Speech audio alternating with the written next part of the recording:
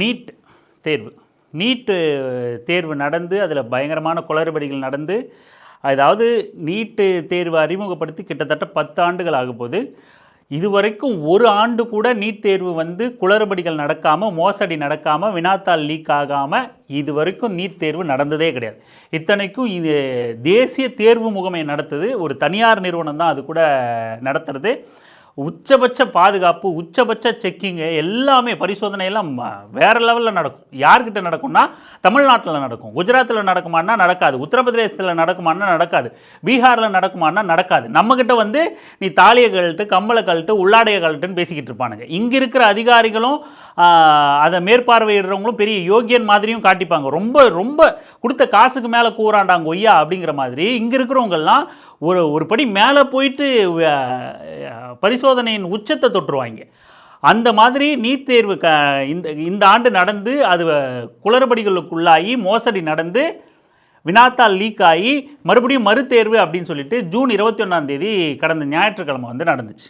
அந்த நீட் தேர்வுக்கு அப்படி மறுதேர்வு நடக்குது, குளறுபடிகள் நடந்து மறுதேர்வு நடக்குது. குளறுபடினா மோசடி, மறுதேர்வு நடக்குது. அந்த மறுதேர்வு எப்படி நடக்கும் அப்படின்னா, ரொம்ப செக்யூராக வந்து கொஷின் பேப்பரை எடுத்துகிட்டு வருவோம், ஹெலிகாப்டரில், இராணுவ ஹெலிகாப்டரில் கொஷின் பேப்பரை எடுத்துகிட்டு வருவோம் அப்படின்னு சொல்லி அறிவிப்பெல்லாம் வெளியிட்டு பயங்கர பாதுகாப்பாக நடக்கணும்னாங்க. அப்பையும் பீகாரில் ஆள் மாறாட்டம் நடந்திருக்கு அப்படின்னு சொல்லி செய்தி வருது. 9 பேருக்கு மேலே ஆள் மாறாட்டம் நடந்து தேர்வை எழுதியிருக்கான் அப்படின்னு சொல்லிட்டு. ஏன்னா கொஷின் பேப்பரை இராணுவ ஹெலிகாப்டரில் எடுத்துகிட்டு வந்த யோகியதை இதுதானா அப்படின்னு நம்ம கேட்க வேண்டியதாக இருக்குது. என்ன லட்சணம், என்னத்துக்கு இந்த நீட் தேர்வு? ஒரு மாணவன் கடிதம் எழுதி வச்சுட்டு மரணம் அடைஞ்சிருக்கான். மன்னிச்சிருங்க அம்மா, மன்னிச்சிருங்க அண்ணா, மன்னிச்சிருங்க அப்பா அப்படின்னு சொல்லிட்டு எல்லாருக்கும் நண்பர்கள்கிட்டலாம் மன்னிப்பு கேட்டு அந்த அழுத்தம் தாங்க முடியாமல் இறந்து போயிருக்கான். தொடர்ந்து மாணவர்கள் செத்துக்கிட்டே இருந்தாலும் யாருக்காக நீ நீட் தேர்வை நடத்துகிற? எதுக்காக இந்த நீட் தேர்வு? இந்த மறுதேர்வு இதிலே அத்தனை அவலங்களான காட்சிகளை நம்ம பார்க்க முடியுது. ஒரு அப்பா போய் அந்த கேட்டில், அந்த பள்ளிக்கூடத்தோட கேட்டில் முட்டிக்கிட்டு கீழே விழுந்து கத்தி கதறி எல்லாரும் காலில் விழுந்து அலறார். இதில் தான் பொண்ணு கொஞ்சம் நேரம் தாமதமாக வந்துடுச்சு, அனுமதிங்க அப்படின்னு சொல்லிட்டு.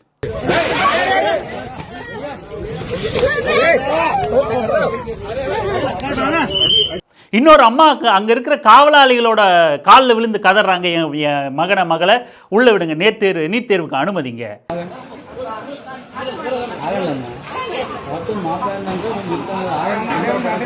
இன்னொரு இடத்துல காங்கிரஸ் கட்சி ஊர்வலத்தினால டிலே ஆயிடுச்சு, எங்களால் உள்ளே வர முடியல, அவங்க பண்ண தப்புக்கு போக்குவரத்து நெரிசல் ஆச்சு, நாங்கள் என்ன பண்ண முடியும், எங்களை உள்ள அனுமதிங்கன்னு கதறாங்க.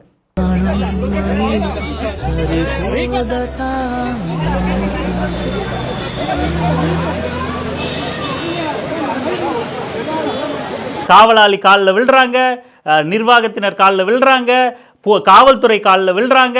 சில இடங்களில் காவல்துறை நேரம் ஆயிடுச்சாப்பா, வா பாப்பா எங்கள் வண்டியில் ஏறுப்பா அப்படின்னு சைரனை போட்டு கொண்டு போய் விடுறாங்க. ஒரு பக்கம் மரணங்கள் தொடர்ந்துக்கிட்டே இருக்குது. பிஞ்சு குழந்தைகள், இந்த நாட்டோட எதிர்காலம்னு சொல்லிட்டு வெக்கமே இல்லாமல் சுற்றுறீங்க. அந்த குழந்தைங்கள்லாம் இறந்துக்கிட்டு இருக்கு, படுகொலை பண்ணிக்கிட்டு இருக்கீங்க. இப்படியான சூழல்லாம் எதுக்கு நடக்குது? ஒரு போர்க்களம், இராணுவ ஹெலிகாப்டரில் கொஸ்டின் பேப்பரை கொண்டு வரான். வெக்கமா இல்லை இந்த நாட்டுக்கு? இப்படியான சூழல்லாம் எதுக்கு நடக்குதுன்னா, ஒரு மருத்துவ படிப்பு நடக்குது. கேவலமா இல்லை? படிக்கத்தானடா கேட்குறோம் நாங்கள். இந்த நாட்டோட குடிமகன்கள் படிக்கணும், பிடிச்ச படிப்பை படிக்கணும்னு கேட்கறதுக்கு எதுக்கு இத்தனை கூத்து? எதுக்கு காவலாளி காலில் விழணும்? எதுக்கு காவல்துறை காலில் விழணும்? எதுக்கு கேட்டில் முட்டிட்டு சாகணும்? எதுக்கு எங்கள் வீட்டு பிள்ளைகள் தற்கொலை பண்ணிக்கிட்டு சாகணும்? எதுக்கு சாகணும்? படிக்கணும்னு, பிடிச்ச படிப்பை படிக்கணும்னு விருப்பப்படுறது தப்பா? எதுக்கு இந்த முறை? நீங்கள் பசங்களுக்கு பக்குவம் இல்லை, பசங்க இன்னும் கொஞ்சம் அவங்கள கைட் பண்ண ஆள் இல்லை, அதனால் இந்த மாதிரியான அபாயகரமான முடிவுக்கு வந்துடுறாங்கலாம் தப்பாக எடுத்துக்காதீங்க.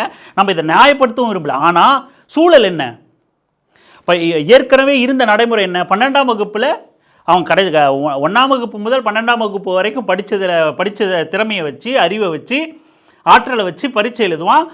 அந்த இலக்கியே கொண்டா அவன் நிறைய மதிப்பெண் எடுப்பான். மதிப்பெண் அடிப்படையில் அவனுக்கு மருத்துவ சீட் கிடைக்கும், கட் ஆஃப் கிடைக்கும், மருத்துவ இடம் கிடைக்கும். அதனையும் எப்படியோ தவறி போய் இந்த மதிப்பெண் எடுத்துட்டான் ஒருவேளை மாணவன் அப்படின்னா, மாணவனோ மாணவியோ பொருளாதார வலு உள்ளவங்க அப்படின்னா, அந்த மதிப்பெண்ணுக்கு தகுந்த மாதிரி தனியார் மருத்துவ கல்லூரிகளில் வாங்கி படிப்பாங்க. ஒருவேளை இல்லை அப்படின்னாலும் கூட ஒருவேளை மறுக்கப்பட்டுருச்சு, சரி ஓகே மதிப்பெண் வந்துருச்சு, ஒருவேளை பையனுக்கு ஆர்வம் இல்லை, வீட்டில் குடும்பத்தில் சொன்னாலும் கூட பையனுக்கு ஆர்வம் இல்லை, மதிப்பெண் வரல, வேறு ஏதாவது படிப்பை தேர்ந்தெடுத்து போயிடுவாங்க. 12வது தேர்வு முடிவு வந்ததுனே முடிஞ்சு போயிடும். ஆனால் இந்த நீட் தேர்வுங்கிற மோசடி தமிழ்நாட்டில் இந்த பாசிச ஒன்றிய பாஜக அரசால் அறிமுகப்படுத்தப்பட்டதுலேருந்து எத்தனை உயிர்கள் போயிட்டுருக்கு.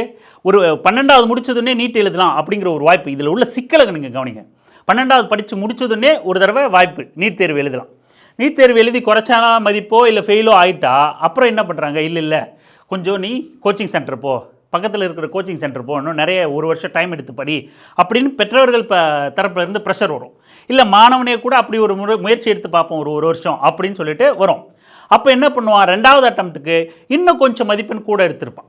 12 வருஷம் படித்ததே தேவையில்லைன்னு நீ முடிவு தேவையில்லைங்கிற இடத்துக்கு எடுத்துகிட்டு வந்து நகர்த்திட்டு முதல் தடவை ஒன்றுமே இருக்காது, 2வது தடவை முயற்சி பண்ணி ஒரு வருஷம் உட்காந்து அதுக்குன்னு படித்து நீ என்ன கருமத்தையெல்லாம் கேட்குறியோ, சச்சின் எத்தனை ரன் எடுத்தான்னு கேட்குறியோ, அந்த என்னதுக்கு அதெல்லாம் ஒரு கேள்வியா? இப்படியெல்லாம் கேட்குறதெல்லாம் ஒரு மாடலாக வச்சு படித்து 2வது அட்டம்ப்டில் என்ன பண்ணுவான், ஒரு வருஷத்தை ஸ்பெண்ட் பண்ணி இன்னும் கொஞ்சம் கூடுதலாக மதிப்பெண் எடுப்பான்.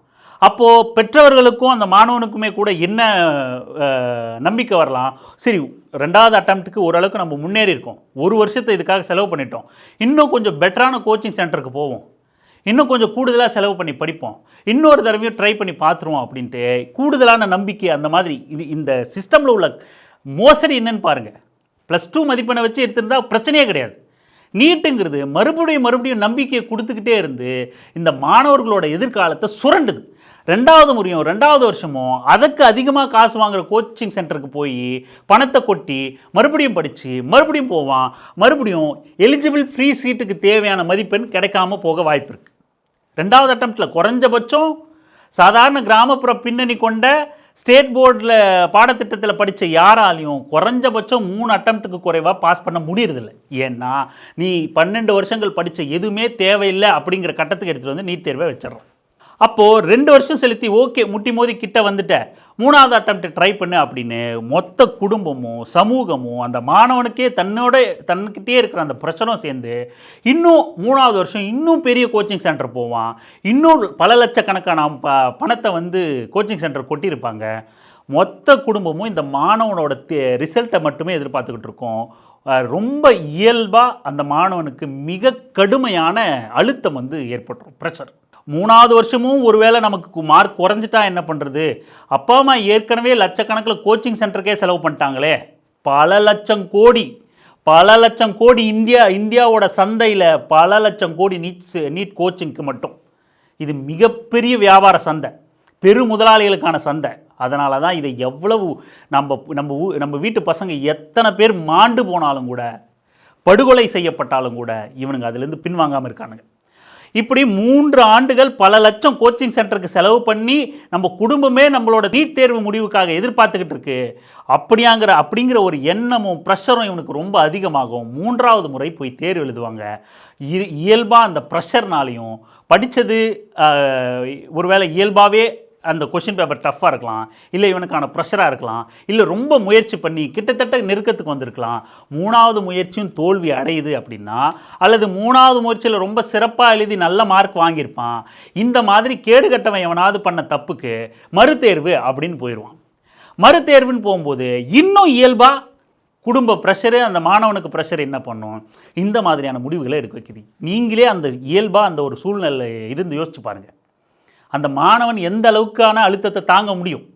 3 முறை பல லட்சக்கணக்கான ரூபாயை செலவு பண்ணிட்டும் மறுபடியும் நீ எங்கேயாவது இந்திக்கார மாநிலங்களில் எவனாவது மோசடி பண்ணுறான், அங்கே தேர்வு நடத்த யோகியதை இல்லை, நியாயமாக தேர்வு வைக்க யோகியது இல்லை, அங்கே உள்ள சிஸ்டமை கொண்டாந்து எங்கள் மேலே திணிக்கிற, இராணுவ ஹெலிகாப்டரில் எடுத்துகிட்டு வரேன் கொஷின் பேப்பருங்கிற, வெளிநாடுகளில் தேர்வு மையத்தை வைக்கிற, கேவலமாக இல்லை இந்த நாட்டுக்கு. ஒரு மருத்துவம் படிக்கணுங்கிற மாணவர்களை இப்படியா கொடுமைப்படுத்துவீங்க? இப்படியான அழுத்தத்துக்கு உட்பட்டு எத்தனை வீட்டு பசங்களாடா பலி கொடுக்க போகிறீங்க? எத்தனை வீட்டு பசங்களை நீங்கள் கொல்ல போகிறீங்க? இந்த காட்சியெல்லாம் நம்ம பார்த்துக்கிட்டே தான் இருப்போம். தோழர் திருமுருகன் காந்தி சொன்னார், ஓஜி தமிழாங்கிற அந்த மீட்டப்பில் கூட பேசியிருந்தார். முன்னாள் முதலமைச்சரும் கடிதம் தான் எழுதினார், எடப்பாடி பழனிசாமியும் கடிதம் தான் எழுதினார், ஸ்டாலினும் கடிதம் தான் எழுதினார், இன்னைக்கு முதலமைச்சராக இருக்கிற திரு விஜய் அவர்களும் கடிதம் தான் எழுதியிருக்காரு. குறித்து வச்சுக்கோங்க மாணவர்களே, இளைஞர்களே, நீட் தேர்வை ஒருபோதும் ஆட்சியாளர்களால், முதல்வர்களால் நீக்க முடியாது.